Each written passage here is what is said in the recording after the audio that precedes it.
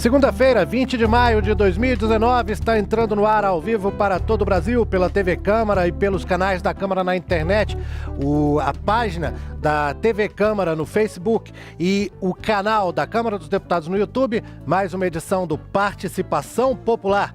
Eu sou Fabrício Rocha e o tema do programa de hoje é a automedicação. Você de vez em quando tem uma dor de cabeça, sente um certo mal-estar, dá uma dor de barriga, você vai lá e corre e toma um remédio, né? Só que tem muita gente que exagera nisso e, segundo dados da Organização Mundial da Saúde, é possível que 10 milhões de pessoas, deixa eu até conferir se é isso mesmo, 10 milhões de pessoas podem morrer por intoxicação medicamentosa até 2050 devido à automedicação. O assunto é grave, é uma questão perigosa, muita gente acaba internada por problemas de fígado, problemas de rins por causa de abuso nos remédios não prescritos ou alterações na prescrição feita pelo médico. Muita gente por conta própria desobedece aquilo que está na receita. Para discutir esse assunto com a gente, nós temos a Josélia Frade, que é farmacêutica, assessora da presidência no Conselho Federal de Farmácia. Isso mesmo, né, Josélia? Isso, obrigada. Bem-vindo à participação, obrigado por estar com a gente aqui. Obrigada pela oportunidade.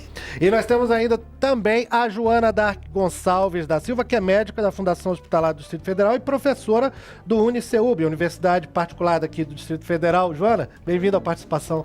Bom, boa tarde, eu que agradeço a oportunidade. Nós que agradecemos, eu agradeço aqui as equipes de comunicação das entidades que viabilizaram a presença de vocês aqui, né? Agradeço o nome da nossa produção. O pessoal que está passando pelo centro de Brasília agora vai conversar com o nosso amigo Marcelo Westphalen. E aí, Marcelo, como é que tá o movimento aí? Fabrício, boa tarde. Aqui muito movimento. A rodoviária do Plano Piloto em Brasília, como sempre, bem agitada. E aqui no nosso link, as pessoas com as quais nós já conversamos confirmam os números encontrados nas pesquisas de que 80% até 90% das pessoas fazem uso de medicamento sem consultar o médico. Eu estou aqui com a Jaqueline Abrantes, ela é mulher e o grupo das mulheres realmente é o grupo que faz maior uso aí dessa chamada automedicação. Jaqueline, você já tomou algum tipo de medicação sem prescrição médica? Sim, normalmente eu tomava mais quando eu tinha muita enxaqueca e dor de cabeça. Eu auto me medicava, né? Mas só que aí com tantas dificuldades mesmo, que não, passava, mas voltava, eu estou procurando até ajudas, né, de especialista para melhorar, porque é muito ruim sentir dor de cabeça. E auto se medicar é bom, mas é ruim, né, porque não resolve o instantâneo, mas a longo prazo não vai. Com certeza, é exatamente isso. Obrigado pela sua entrevista. Fabrício. Legal, Marcela, a confissão aí da Jaqueline, então, né? Finalmente ela resolveu procurar um especialista para descobrir a causa da dor de cabeça em vez de ficar só tomando remédio. Marcelo, na hora que você tiver mais alguém aí, é só avisar e a gente vai falar com você. Antes de nós começarmos o papo sobre esse programa, é uma nota muito triste, né? Depois do programa da semana passada, nós ficamos sabendo de um colega nosso aqui da TV Câmara, o Sebastião Leal, que acabou falecendo nesse outro fim de semana, não esse agora, o anterior, em um acidente de carro. Ele estava indo para o Piauí, uma roda de caminhão pegou o carro dele e o nosso amigo Tião acabou falecendo e por causa disso a gente gostaria de dedicar essa edição do Participação Popular à memória do nosso colega Tião Leal. Bom, vamos começar o papo de hoje. Vou começar com a Josélia Frade, que é farmacêutica. O Conselho Federal de Farmácia fez uma pesquisa agora junto com o Datafolha, né, que foi divulgada em abril, não é isso, Josélia? Isso. Que mostra esse dado que o Marcelo mencionou, né? Que mais de 80% dos brasileiros se automedicam em algum momento. E na visão de quem trabalha na área de saúde, o que leva uma pessoa a se automedicar? São vários fatores, Fabrício. Um deles é que a própria OMS fala que é um direito da pessoa também buscar solucionar os seus problemas, né? Só que consumir medicamentos, você tem que consumir de maneira muito consciente devido aos riscos e os benefícios que isso causa. Então, como essa telespectadora aí participou, muitas vezes você busca uma resposta para um sinal, um sintoma, que às vezes você acha que é passageiro e, na verdade, você trata e vai encobrir uma outra causa. Então, por exemplo, essa paciente aí que está com uma enxaqueca, ela está tratando o sintoma, mas ela não está tratando a causa dessa enxaqueca. Então, ela está correta em estar procurando esse especialista. Então, o paciente, ele sempre tem que pensar que consumir medicamento não é consumir um produto qualquer, uma roupa, né? Sempre vai ter o risco e o benefício nesse consumo, porque cada paciente, esse medicamento, quando ele é ingerido, ele vai ser distribuído pelo corpo, ele vai sofrer um processo de biotransformação e vai ser eliminado ou no rim, ou pelo leite materno, ou suor, dependendo da característica. Então, o medicamento é um produto químico. Então, como um produto químico, ele precisa de alguns cuidados especiais. Tem uns que você tem que tomar de barriga cheia, outros de barriga vazia. Então, horários específicos. Tem alguns que, se você tomar pela manhã, a resposta é melhor do que se você tomar pela noite. Então, são tantas informações sobre o produto em si que é muito complicado essa seleção de condutas só por conta do paciente. Mas também é meio difícil para o paciente, ele... eu senti só uma dor de cabeça. Dor de cabeça é besteira. Eu não preciso ir num posto de saúde para isso. Não preciso procurar um hospital para isso. Onde que é o limite desse raciocínio? Uma coisa é a frequência e a intensidade com que o sintoma aparece, né? Às vezes é uma coisa esporádica, por exemplo, às vezes você ingeriu algum alimento ali que você sabe que aquele alimento não te fez bem. Aí você vai e toma lá o seu antiácido. Isso é uma coisa. Outra coisa é você começar a sentir azia, esse mal-estar gástrico várias vezes, muito frequente, você não procurar o seu médico para investigar e diagnosticar realmente o que está acontecendo, entendeu? Então, quando há necessidade permanente, frequente, assim, de tomar um remédio, tem um sinal de alerta nisso aí, né? Com certeza. E tem que tomar muito cuidado, Fabrício, assim, tem algumas populações, por exemplo, medicamento em criança, medicamento idoso, é muito complicado. Pacientes que já têm problema hepático, problema renal, já usa outros medicamentos. Uma coisa é você usar um único princípio ativo, outra coisa, se você já usa, por exemplo, seus medicamentos para pressão e tem que tomar um medicamento para febre, para dor, tem alguns medicamentos que parecem inofensivos, que estão aí no mercado como venda livre, que pode interferir, inclusive, no seu controle da pressão arterial. Por isso que nós regulamentamos em 2013 a prescrição farmacêutica. O objetivo dessa prescrição é justamente ajudar esse paciente a selecionar a melhor conduta para ele, nesse momento que ele tem que tomar a decisão. Uma coisa é o paciente tomar essa decisão sozinho, outra coisa é ele contar com o apoio de um profissional, né? Outro dia mesmo eu estava num posto de saúde, doutora mãe, e entrar na sala de vacina já tacando uma gotinha de antitérmico na boca da criança. E já existem estudos mostrando que, para algumas vacinas, você pode até diminuir o efeito da vacina usando um antitérmico preventivamente, né? Ou para tratar uma febre. Então, a possibilidade de ter uma reação à vacina. Então, assim, tem algumas condutas que às vezes a mãe acha que vai ajudar, né, a criança a ter menos dor, a não ter febre, e age por impulso sem ter todas as informações necessárias e que pode ser prejudicial, inclusive para a resposta da própria vacina. Eu peguei dados de uma outra pesquisa que foi feita do Instituto ICTQ, que diz que quem mais prescreve medicamentos no Brasil sem ser da área de saúde família em 68% dos casos, balconista da farmácia 48%, amigos 41%, vizinhos 27% e artistas de TV 16%, que as pessoas acabam tomando. Eu vou perguntar para a Joana Dark, que é médica, né, como eu disse, professora da UniCeub. Joana, o Marcelo adiantou um pouquinho que as pesquisas apontam que as mulheres têm mais tendência à automedicação, praticam mais a automedicação aqui no Brasil. Você acha que tem alguma causa específica, talvez pelo fato de serem mães e serem mais ligadas a isso, ou o quê? Na verdade, assim, as pessoas elas se automedicam por vários fatores, né? Por exemplo, a disponibilidade que a gente tem hoje no comércio de medicações variadas é impressionante. Você entra numa farmácia e está ali a seu dispor uma série de produtos, né? Mulher adora compras, né? E aí mas na verdade, essa disponibilidade de medicações, o acesso facilitado a todos esses produtos, outras questões também, assim, dizem que de médico e de louco, cada um tem um pouco, né? E as pessoas costumam observar bem a questão da confiança, né? Ah, meu tio tomou, tal pessoa tomou, e aí vai lá e compra, achando que aquilo é bacana, porque foi bom para o outro, vai ser bom para mim.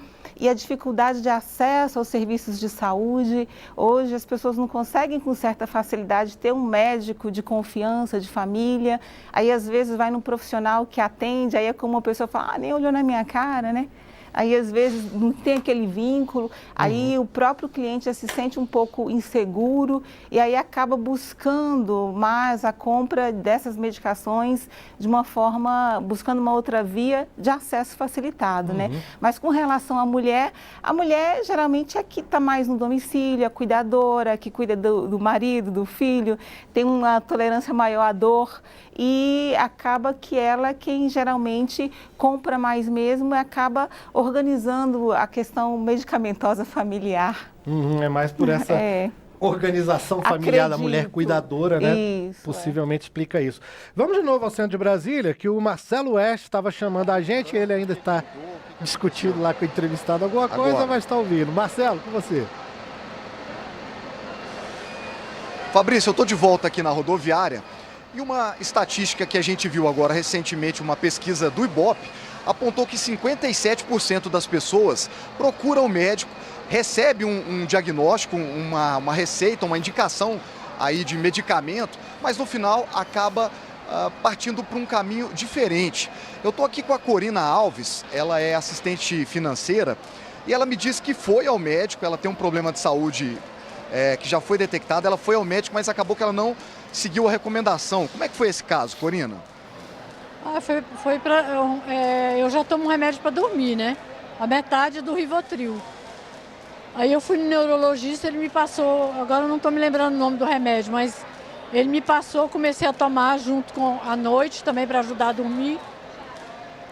Deu certo, só que aí ele viajou, aí como a receita era retida e outro médico não ia passar para mim, aí eu peguei e deixei de tomar. E hoje, resumo, não estou dormindo, já tem 3 noites que eu não durmo. Entendi. Você disse que nessas últimas 3 noites também teve dor de cabeça, talvez ligado ao problema do sono. Fez algum tipo de medicação sem prescrição médica também? Eu sempre faço Neosaldina ou Doralgina, que eu tenho enxaqueca. Então um caso de associação múltipla aí de diversos medicamentos, né? Tá ok, muito obrigado então, viu, Corina? Fabrício? Valeu aí, Marcelo. O caso da Corina, 3 noites sem dormir, a coisa não tá fácil para ela não, viu? Vamos conversar com uma convidada especial também pelo Skype, né, pela internet. Nós temos a professora de farmácia química da Unicamp, Patrícia Moriel. Patrícia, tá ouvindo bem a gente?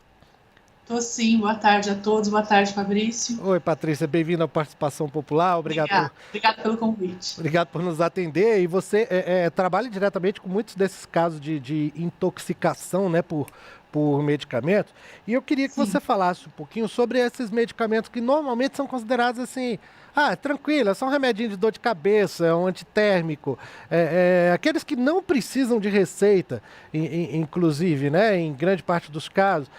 Esse tipo de medicamento também pode causar problemas, e quais problemas são os mais frequentes? Pode sim, Fabrício. Como a doutora Josélia já falou, todos os medicamentos são compostos químicos e por si só eles podem trazer problemas. Eu vou trazer alguns dados aqui para vocês de uma pesquisa que a gente fez, meu grupo de pesquisa aqui da Unicamp fez, na UER da pediatria, né, no pronto-socorro da pediatria aqui da Unicamp nos últimos anos. A gente avaliou na pediatria quais crianças entravam no PS da Unicamp relacionado a um problema de medicamento. O problema de medicamento não é só a intoxicação. Muitas vezes a gente fala assim, a intoxicação, fica com essa história da intoxicação na cabeça. Mas tem erro de medicação, por exemplo, o que essa senhora acabou de falar, é um erro de medicação, ela não está intoxicada, mas esse erro de medicação, de não seguir a prescrição médica, ou de tomar o medicamento errado, tomar em horas erradas, é o que mais a gente vê, muito além da intoxicação propriamente dita. E a baixa efetividade dessa medicação, né, e ela acaba aí não dormindo, tendo dor de cabeça. Então, o que a gente viu aí no PS da Unicamp? A gente atendeu 1.708 crianças e destas, 12,3% foram ao pronto-socorro devido a um problema com o medicamento.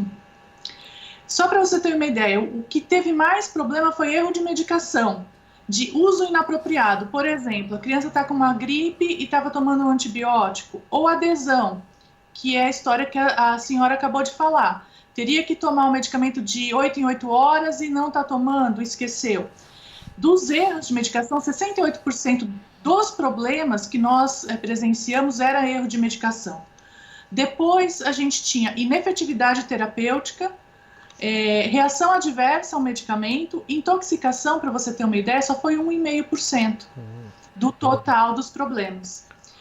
Em relação aos medicamentos que você me perguntou, dos venda livre, que são aqueles medicamentos que não têm tarja e que estão fora do balcão da farmácia, né? Esses medicamentos, eles têm uma probabilidade de ser menos tóxicos do que os tarjados, porém eles também são. Então, na nossa pesquisa, a gente levantou os medicamentos que mais traziam esses eventos. O primeiro deles era um antibiótico, a amoxicilina. Posteriormente, era o paracetamol e a dipirona, que são antitérmicos, né, analgésicos, muito utilizados por toda a população e de venda livre. Então, para você ver que existe um risco, e um risco importante, que os dois são os dois primeiros. Agora, Patrícia, a amoxicilina é um medicamento que precisa de receita, né? Porque é um antibiótico, né? Sim, precisa. Mesmo precisando, a pessoa pode tomar errado, não ser efetivo, pode ter uma toxicidade desse medicamento, então ele apareceu como um medicamento que trazia riscos também. Aqui na Unicamp a gente tem o Ciatox, né, de Campinas, que levanta essa parte de intoxicação. Vamos passar para a intoxicação agora. No ano de 2017, teve 2 medicamentos que causaram mais intoxicação. Foi a sertralina, que é prescrita, e o paracetamol novamente aparece. Então, assim, nas crianças apareceu o paracetamol como importante para a entrada do pronto-socorro, e o ano de 2017 aparece aqui em Campinas o paracetamol como um medicamento o número 1, né, junto com a sertralina, de intoxicação. Tem alguns países que proibiram o paracetamol, inclusive, né? Não.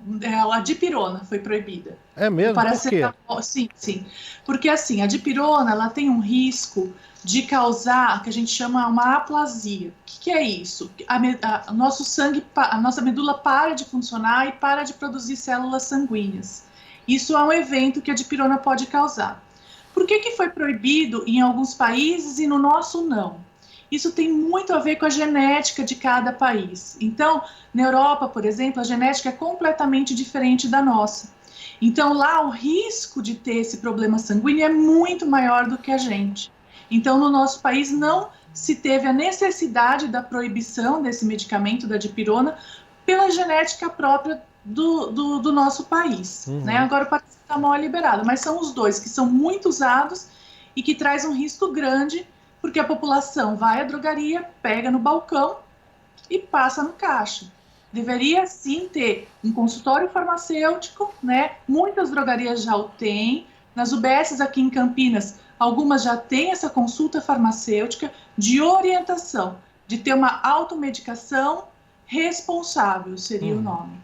Tá bom, Patrícia. Já a gente volta com você. Se você quiser entrar na conversa, é só avisar que o diretor tá te ouvindo constantemente, ele vai me avisar, tá bom? E aí a gente inclui você na discussão. A qualquer momento, se você quiser participar, é só falar. E você também que está nos acompanhando nessa edição do Participação Popular, claro, você também pode participar. Mande pra gente a sua mensagem. Você se automedica, toma um remedinho de vez em quando, conhece alguém que faz isso? Ligue para 0800 619 619, de graça, de qualquer lugar do país. Mande um e-mail para participaçãopopular@câmara.leg.br ou mande uma mensagem pelo WhatsApp 61 99620 25 573, como fez agora a nossa espectadora fiel, a professora Marta Sueli, de Brejões, na Bahia, dizendo: eu creio que a automedicação acontece porque, na verdade, se tem facilidade de compra do medicamento. Eu confesso que já fiz isso, mas hoje em dia só compro se foi receitado pelo médico. A doutora Joana falou dessa questão da facilidade e eu queria voltar nessa questão. Você acha que é muito fácil comprar remédio aqui no Brasil em comparação com outros países, Joana? Sim, muito fácil, porque, por exemplo, em outros países, você vai com uma receita médica, sendo estrangeiro, você compra por um preço bem mais alto, né? Se você vai com a receita, se você vai por livre e espontânea vontade, comprar é caro. Se você vai com a receita médica, às vezes é bem mais barato, até 1/3 do valor do produto. E aqui no Brasil, mesmo que a Anvisa estabeleça as suas regras, as pessoas ainda conseguem burlar, conseguem comprar até medicações que são que exigem um certo cuidado, né, que tem uma toxicidade maior, as pessoas conseguem comprar com certa facilidade. E a outra coisa é que a função do farmacêutico, por exemplo, na farmácia, né, essa compra de balcão, deveria ter mesmo um farmacêutico clínico que pudesse orientar principalmente interações medicamentosas, questões de posologia. Hoje o Brasil vive uma realidade muito cruel com relação ao acesso à saúde. Então, assim, as pessoas, elas vão se medicar, elas vão continuar se medicando por causa dessa dificuldade de acesso. Então, a gente tem que ter uma forma de trabalhar de forma multidisciplinar, porque se houver necessidade até de tomar uma medicação sem prescrição médica, a pessoa não correr um risco maior. Agora, muitas vezes as pessoas falam, lá nos Estados Unidos, na Europa, você não precisa nem da farmácia, você vai no supermercado, tem medicamento disponível, mas depende do medicamento também, né? Tem um balcão que fica nos fundos da farmácia, antibiótico, por exemplo, medicamento com prescrição é vendido só lá. Você acha que esse modelo de vender em qualquer lugar seria aplicável aqui? Não vender, mas eu acho que é a questão do controle do fármaco. Eu acho que o acesso ao fármaco para a população, para o doente crônico, deveria ser mais facilitado. Agora, algumas doenças, é como a nossa colega falou, as pessoas elas vão à farmácia, elas tratam o sintoma. Então, eu estou tratando uma dor de cabeça, mas eu não tenho um diagnóstico da minha doença. Então, isso aí pode ser grave. Agora, o fato de você ir em determinado momento por uma necessidade ou outra e fazer o uso de um antiácido, de uma medicação para alívio de uma dor, eu acredito que é complicado. Todas as pessoas, 35% da população geral do Brasil faz isso, ou até mais, né, segundo outros estudos. Então, acho que a gente tem que ter uma forma... 80%, né? 80%. Isso. Então, a gente tem que ter mecanismos para auxiliar as pessoas a terem acesso e saber como utilizar da forma adequada para minimizar os danos. Ainda no campo da comparação internacional, Josélia, a gente, durante a reunião do programa, a gente levantou informação de que em alguns países o quadrado do médico e do farmacêutico são bem definidos, os quadrados de cada um. O médico faz o diagnóstico, mas quem prescreve medicação é o farmacêutico. Por que aqui no Brasil não é assim? Isso é porque tem uma lei, né, que define quem que são os prescritores no país. Além de médico, tem veterinário, tem odontólogo. Então, depende do próprio parlamento, né? Eu só queria completar essa questão de acesso e a importância da regulamentação para minimizar essa questão do acesso, é que até pouco tempo esses medicamentos de venda livre não podia ficar esse self-service em farmácia, né? Esses medicamentos tinham que estar atrás do balcão. E esse modelo americano também é um modelo bem perverso, porque tem muitos produtos que no Brasil só podem ser entregues esses produtos aos pacientes mediante receita, que nos Estados Unidos eles estão em supermercado. Então não é só antibiótico que está lá atrás, existem alguns produtos que aqui eles estão, você adquire mediante receita e lá tá livre. E em comparação aos nossos casos de intoxicação por medicamentos, que a Patrícia até falou que não são tão altos, não são os principais problemas causados pela automedicação, né, pela pesquisa lá. Porque quando a gente fala em problema relacionado a medicamento, a gente tem que pensar em várias coisas, né? Eu acho até importante esse espaço para a gente poder dialogar com a população sobre isso. A automedicação é só um dos problemas. A questão da falta de adesão é outro, da interação medicamentosa medicamentosa, dos diversos erros que acontecem num processo de uso. Inclusive, existem erros em medicamentos prescritos. Às vezes o profissional está virando um plantão, ficou 24 horas no serviço, medicamentos com nome parecidos podem ser trocados, né? E a às coisa vezes... do médico, às vezes, não saber o que o paciente já está tomando de medicação também, né? É, isso mesmo. Eu já peguei casos, por exemplo, de paciente com edema de membro inferior que tinha um problema cardíaco. Então, o médico olhava o paciente e achava que aquele inchaço era devido ao problema cardíaco. Quando eu fui avaliar, era um paciente que ia a vários médicos e um médico tinha prescrito nifedipina e outro Adalat, que era o mesmo princípio ativo. Então, essa dose exagerada dessa classe de medicamento que a gente chama de bloqueador de canal de cálcio, acumulava esse líquido, causava esse edema no paciente. Leva um inchaço, né? Então isso porque ele ia a vários médicos diferentes, entendeu? Falar a questão da polifarmácia em casa, né? Geralmente as pessoas têm até mais de 20 itens em casa, às vezes, medicações diferentes, às vezes não sabe como fazer a interação dessas medicações, os horários adequados. Pouca gente lê bula, né? Chegou pra gente uma pergunta pelo 0800 619 619, da Érica Rocha Dourado, de Planaltina de Goiás. Deixa eu ver se é isso mesmo aqui. Ela pergunta: quem utiliza mais de 3 antibióticos por dia pode sofrer algum problema de saúde de curto ou a longo prazo? É meio estranho tomar antibiótico assim de forma regular, perene, né, Joana? Tem algumas indicações de se tomar, sim, alguns antibióticos de forma regular. Depende da doença que a pessoa tem. Porque tem algumas pessoas que têm problema de imunidade, aí você faz um tratamento profilático. Então, você está se antecedendo à doença. Aí, às vezes, ela tem necessidade de tomar 1, 2, 3 antibióticos. Às vezes, o antibiótico é intercalado, 3 vezes por semana.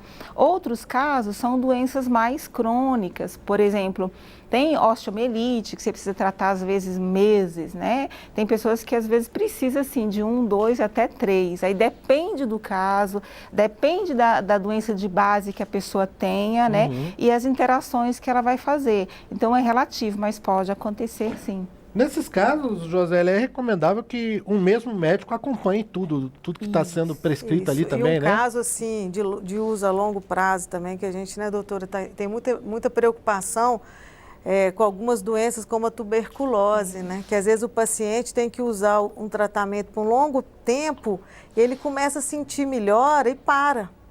E tem outros pacientes, naquela pesquisa que o repórter acabou de mencionar, Sim.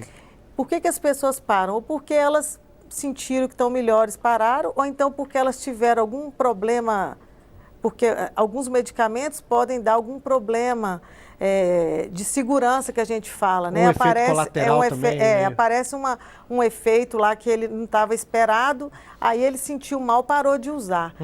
E o que chamou atenção nessa pesquisa é que 1/3 das pessoas que pararam de usar não buscaram informação em lugar nenhum, simplesmente pararam de utilizar. Não falaram com o médico de novo, nada disso. Então, isso, por exemplo, para quem tem um problema como hipertensão, diabetes, porque tem muitas doenças que são silenciosas, então você não pode medir a efetividade do tratamento simplesmente pela ausência ou não de sintoma, né? Tem pacientes que usam medicamento para hipertensão, tem sempre que monitorar a sua pressão arterial, paciente que usa medicamento para diabetes, monitorar a sua glicemia capilar, porque esses parâmetros nos ajudam a avaliar se o medicamento está atingindo o objetivo esperado para ele.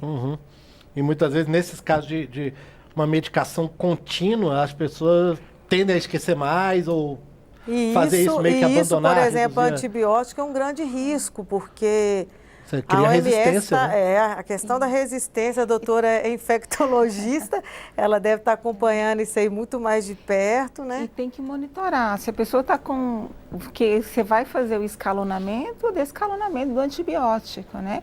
Então, isso é monitorado com exames clínicos e também laboratoriais, para você retirar e ajustar os antibióticos ou tirar totalmente. O ideal é não usar, né? Mas, se necessário, usar de forma adequada. Eu queria chamar de novo aqui para o programa a Patrícia Moriel, que está com a gente lá da Unicamp, né? Está lá em São Paulo. professora de farmácia química. Patrícia, chegou para a gente uma pergunta de um espectador que está sempre com a gente, o Jairo Machado, do interior de Joia, Rio Grande do Sul.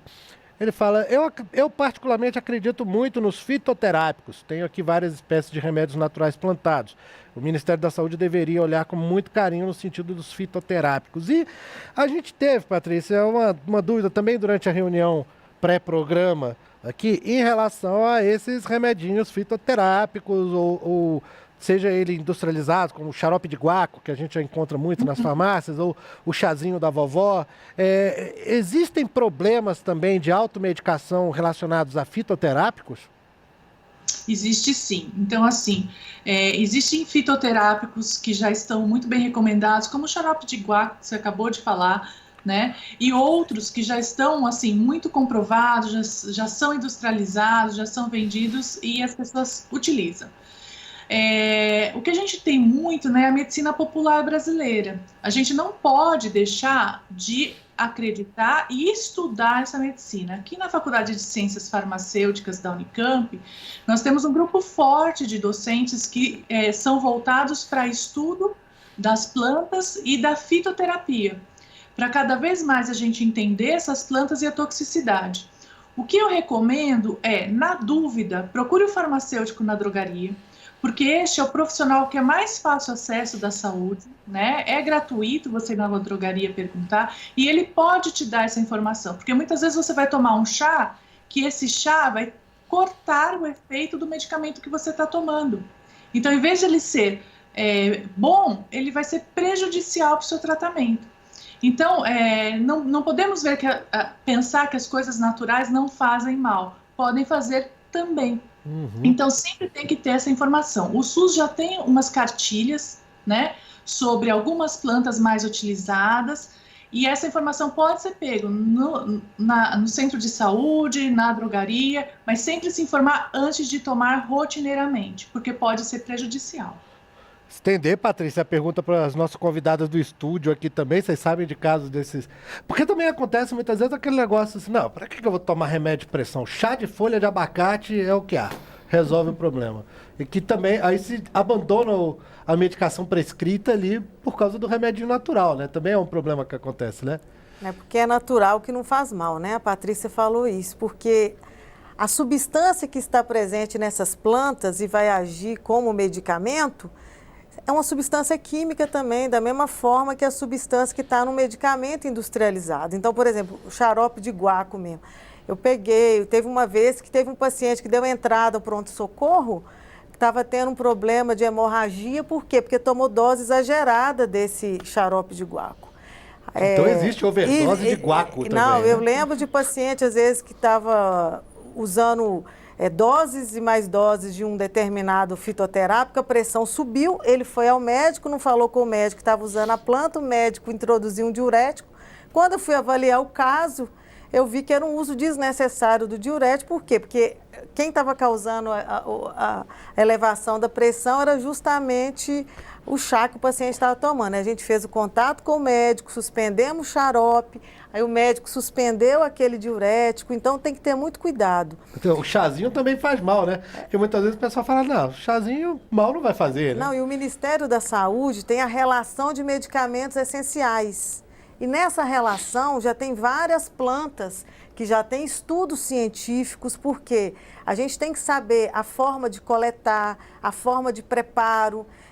As plantas que, por exemplo, têm óleos essenciais, tipo um hortelã, você não pode cozinhar, você tem que ferver a água e verter, fazer infusão, para que aquele óleo essencial não se perca, né? Que ali onde está o princípio ativo que vai agir. Então, a forma de preparar é muito importante. E aqui no DF, a gente tem uma das farmácias que a gente chama de farmácia viva mais antiga do país.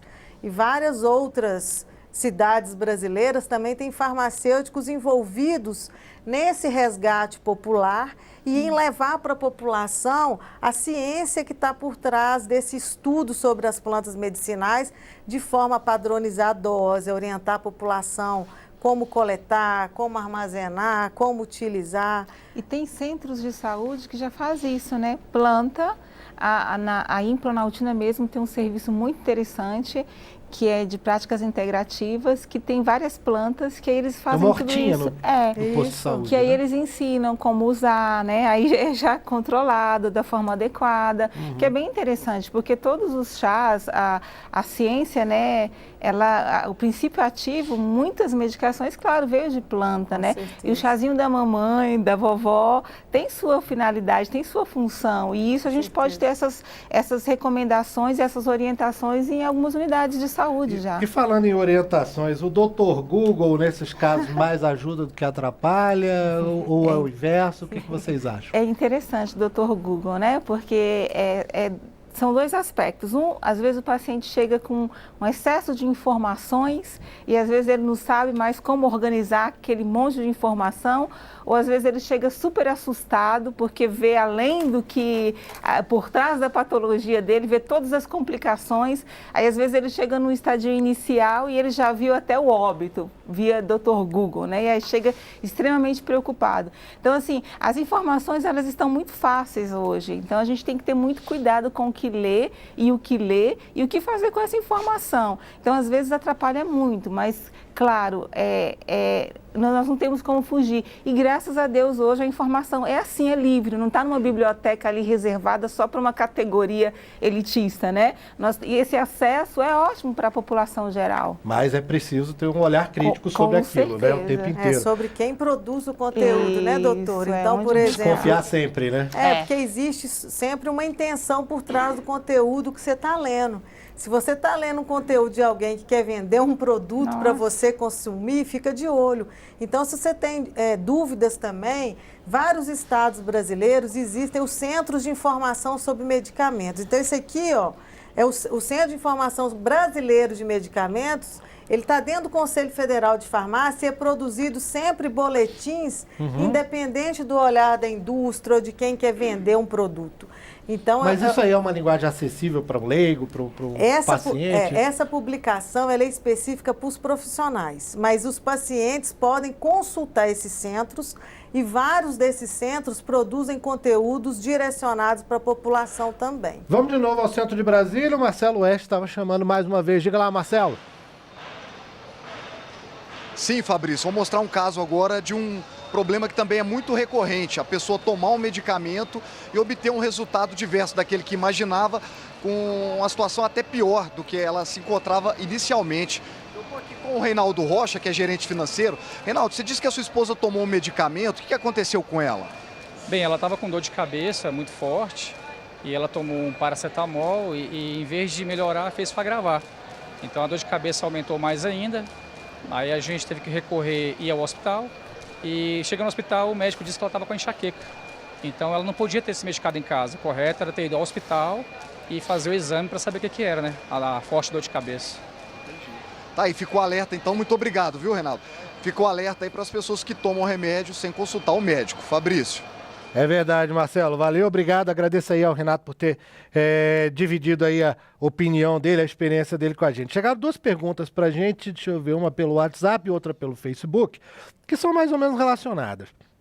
A Silvânia Souza, de Salvador, pelo Facebook, perguntou: tomo remédio por conta própria. E ainda bem que nós temos farmacêuticos. Com essa saúde que temos no Brasil, muitas vezes chegamos e o médico não atende. E aí, fazemos o quê? E o Eremilton Nogueira da Silva, da cidade ocidental, em Goiás, pergunta: o povo se ele diz, né, na verdade, o povo se automedica porque se você vai a um hospital não tem médico, você vai à UPA também não tem. Você, na agonia das dores, acaba correndo para a farmácia. E aí, se o político trabalhasse pelo povo, como manda a Constituição, poderia evitar isso.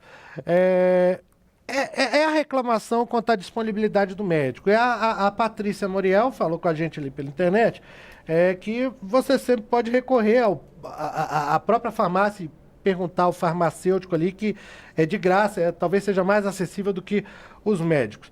Mas nem sempre o farmacêutico mesmo está no balcão da farmácia. Muitas vezes é um vendedor, o balconista de farmácia que, segundo a pesquisa que eu mencionei do ICTQ, é o prescritor de medicamentos em 48% dos casos. É o segundo mais frequente,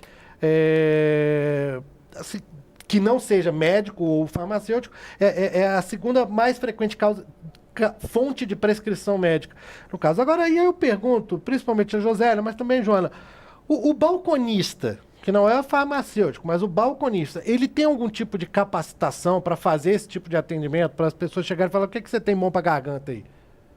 Essa é uma profissão que ainda nem regulamentada ela está no Brasil, né? Tem até um projeto de lei que a gente submeteu. Da mesma forma que a enfermagem tem os técnicos, os auxiliares, os farmacêuticos precisam desses profissionais. Então, uma coisa é um produto que já chega a receita, você pega na prateleira, entrega para aquele paciente e fornece algumas orientações básicas. O farmacêutico pode contar com o apoio desses colaboradores para ele poder ter mais tempo para se dedicar às pessoas que necessitam de mais cuidado dele, né? Na nossa pesquisa, que é mais recente do que essa que você mostrou, familiares, amigos e vizinhos que apareceram assim no ranking, né? Uhum. E o que a gente sempre aconselha o paciente, que quando você tiver de selecionar essa conduta, o medicamento é de venda livre, né? Infelizmente, caiu essa resolução que tinha da Anvisa, que definia que o medicamento tinha que estar dentro do balcão da farmácia. Uhum. Então, como isso está muito mais acessível e o número de balconistas numa farmácia é maior do que o farmacêutico, às vezes o paciente ainda não sabe identificar quem é quem ali dentro. Então, se você tem uma dúvida, se você precisa de selecionar essa conduta para usar algum tratamento, procura o farmacêutico, é um profissional de nível superior, estudou para poder estar ali naquele ambiente. Mas nem sempre tem o farmacêutico na farmácia, aí o paciente, né, tem que denunciar. A porque gente precisa da população. Existe a Lei 13021, né, que passou nessa casa. Foi uma luta de mais de 20 anos de tramitação de projeto de lei aqui dentro. Então, foi uma lei que veio mostrar que farmácia não é um lugar de comercializar produto qualquer, né? Dentro da farmácia tem que ter esse profissional e o dono da farmácia, que às vezes a maioria das pessoas acham, né, como vários países do mundo, a propriedade da farmácia é do farmacêutico. No Brasil não chega nem a 30%. Então o farmacêutico também é um funcionário na maioria das farmácias brasileiras. Né? Então procure o profissional que está mais habilitado para te orientar. E é um risco muito grande, né, você fazer isso, porque o problema real não está sendo sanado, né? Porque o nosso problema é o que as pessoas estão colocando aí. É o déficit de profissionais de saúde, é o déficit de médico, de técnicos, de enfermeiros, de farmacêuticos. Então, assim, problema é maior, né, bem doutora? maior. Resolver o problema a partir do balcão, eu acho que é uma incoerência.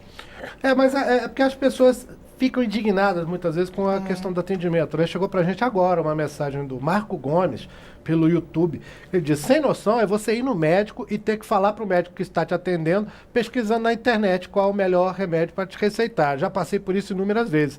Sem noção é você passar horas esperando atendimento para pegar uma receita de Gengilone.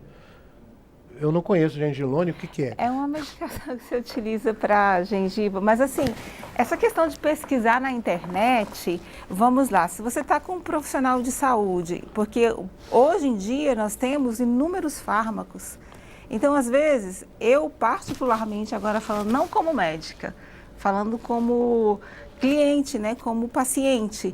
Eu prefiro um médico que às vezes ele consulta, porque você tem vários guias, guidelines que você acessa online, né? Então, às vezes, é necessário sim, eu prefiro um médico que consulte ali, que veja qual a posologia, que veja, aquele que pode, do que aquele que acha que sabe tudo te prescreve algo que você não vai ter, né? Então, assim, a questão da consulta hoje, eu acho que o atendimento, ele tem que ser um atendimento verdadeiro, digno, tem que ser, você tem que ser ouvido dentro da sua queixa, não pode ser um atendimento meia boca, né? Se eu estou doente, eu preciso de um atendimento correto. Então, assim, essa pausa, o momento da sua consulta, da sua dor, de ser analisado, tudo isso não só para o cliente, mas também para o profissional que está ali sob uma demanda enorme nas costas. Então, são os dois lados. Mas, assim, eu ainda prefiro aquele que consulta. Inclusive... A Patrícia Boreal estava chamando a gente aqui para entrar na conversa também, Patrícia? Diga lá. Eu queria comentar só que, assim, realmente, ainda o nosso país sofre, né, com deficiência aí na saúde, e fica muito difícil a gente falar para todos os pacientes, olha, não pode ir na drogaria, você tem que ir num centro de saúde, vai complicar muito. Então, o que acontece, o que a gente fala que o farmacêutico pode fazer, é uma triagem. Então, você vai até o farmacêutico, ele é capaz de avaliar sinais e sintomas, e nos sintomas, nas doenças que a gente fala distúrbios menores, ele é capaz de fazer a prescrição farmacêutica. Então, coisas mais simples, que não demandam de um atendimento médico, para não sobrecarregar, né, o nosso sistema, já que é muito complicado.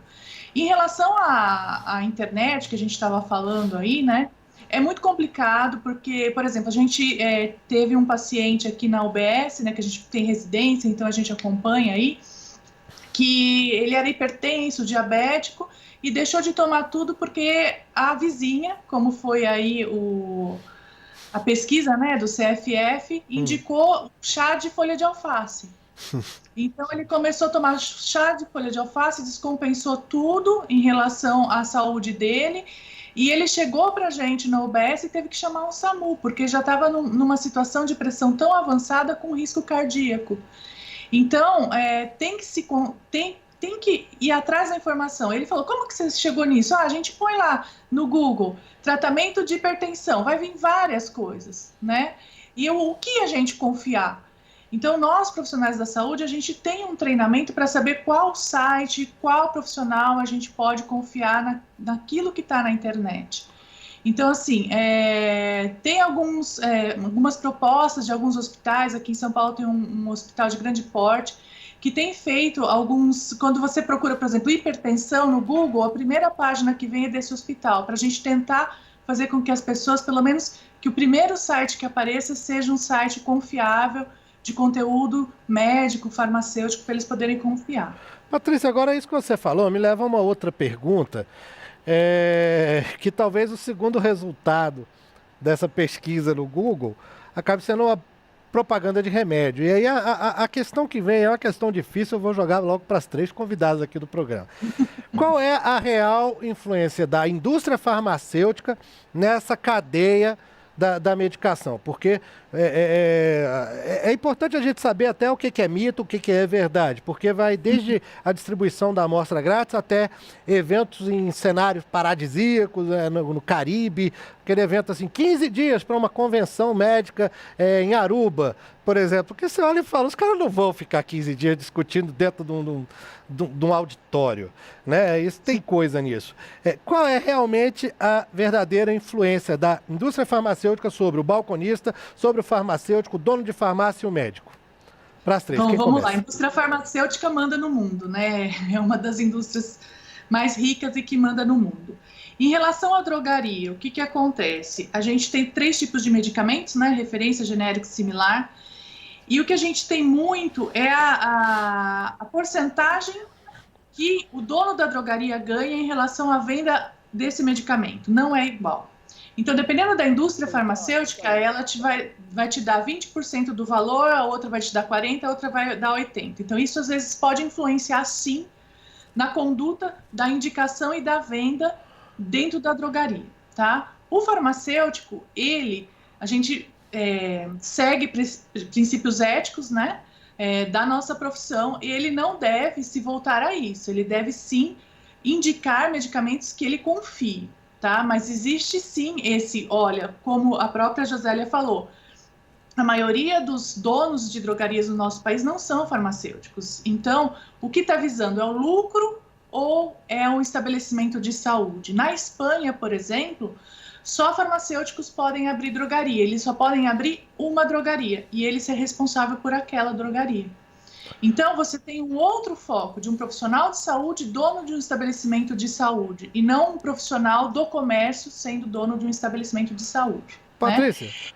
Eu vou interromper rapidinho, porque a direção do programa me informa que nós conseguimos fechar contato agora com um deputado por telefone, o deputado Alexandre Serfiotti, do PSD do Rio de Janeiro, que é médico. O deputado, está ouvindo a gente? Oi, sim, tudo bom? Ô, deputado. Bem-vindo, obrigado por nos atender aqui no Participação Popular. A gente já está chegando aqui ao final do debate, deputado, que mostra que existem vários problemas relacionados, como causa ou consequência, à questão da automedicação. E eu queria perguntar para o senhor, do que o senhor tem acompanhado de debates aqui no Congresso Nacional, o que o senhor acredita que é tendência aqui no Congresso sobre isso, se é que o assunto é discutido, o senhor tem acompanhado discussão, troca de ideias a respeito disso aqui para uma ação da Câmara dos Deputados sobre esse assunto?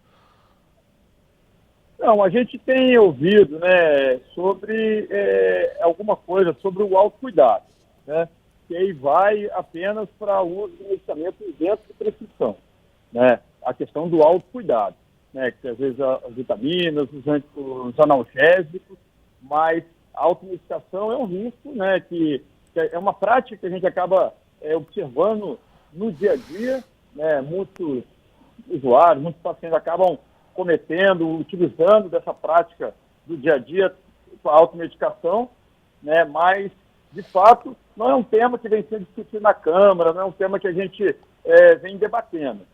A gente vem debatendo desde a legislatura passada, que a gente vem debatendo na Comissão de Seguridade Social e Família, o autocuidado.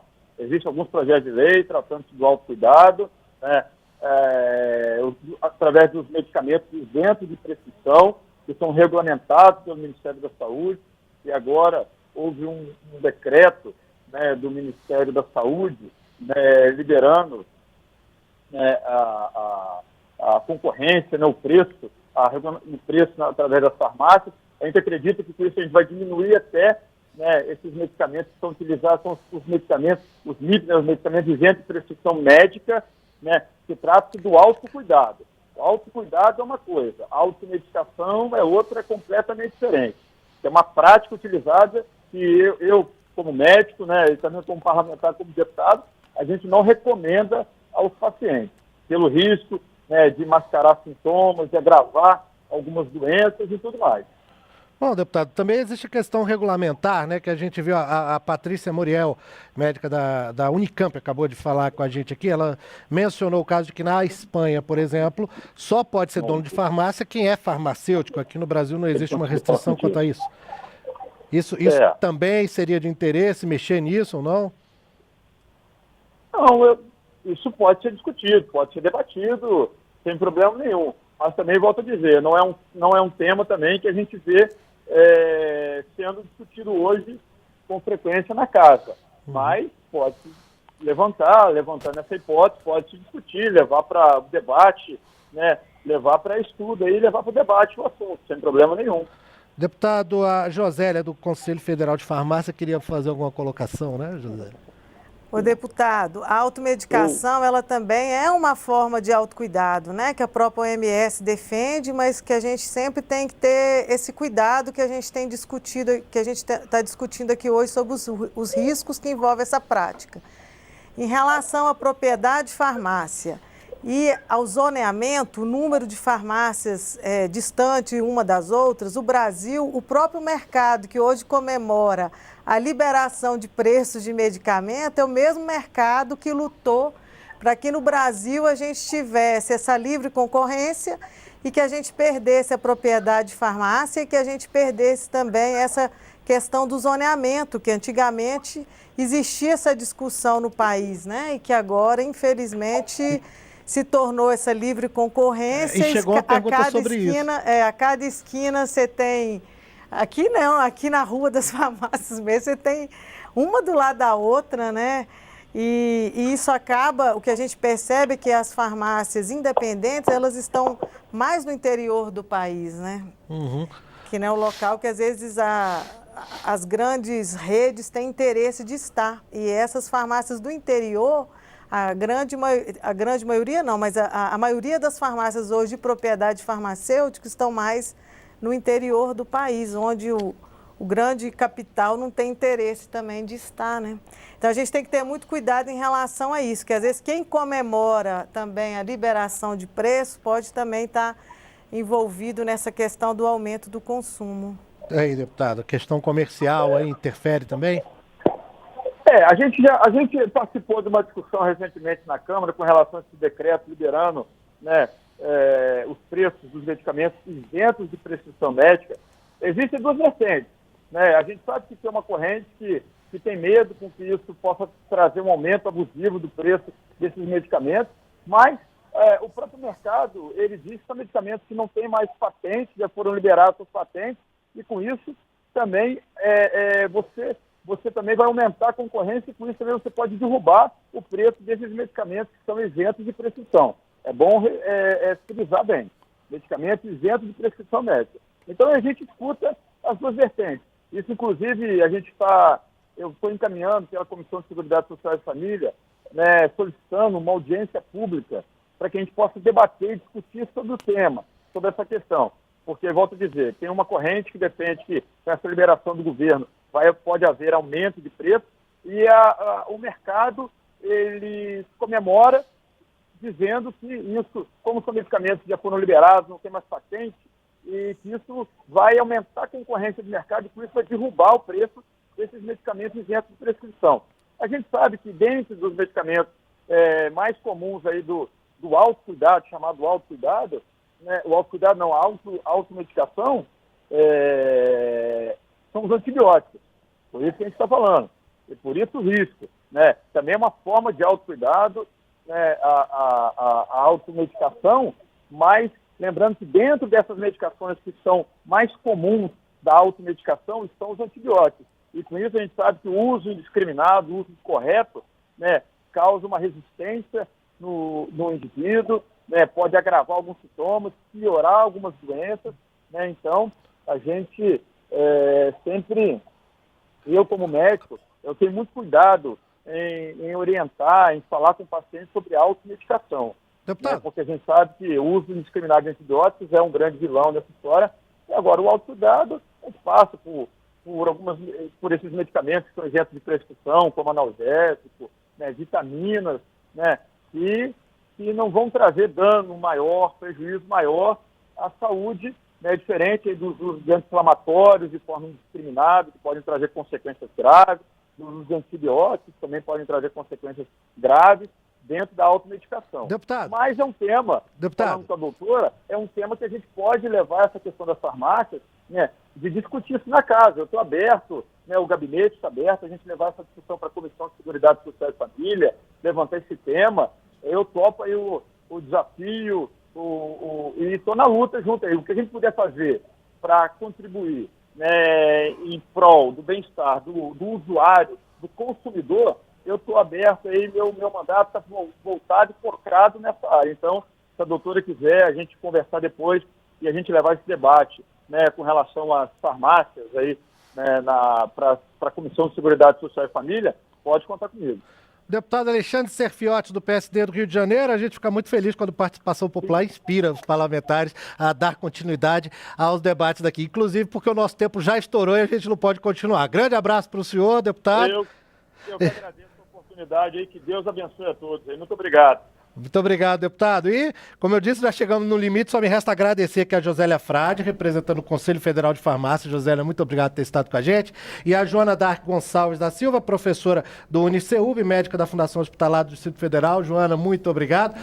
A todos os espectadores que mandaram perguntas que não deu para a gente debater aqui, vão ser encaminhadas as perguntas aos nossos convidados, inclusive a Patrícia Moriel, professora de Farmácia Química da Unicamp, que esteve com a gente durante todo o programa. A você um grande abraço, eu sou Fabrício Rocha, a gente se fala, a gente se vê. Tchau!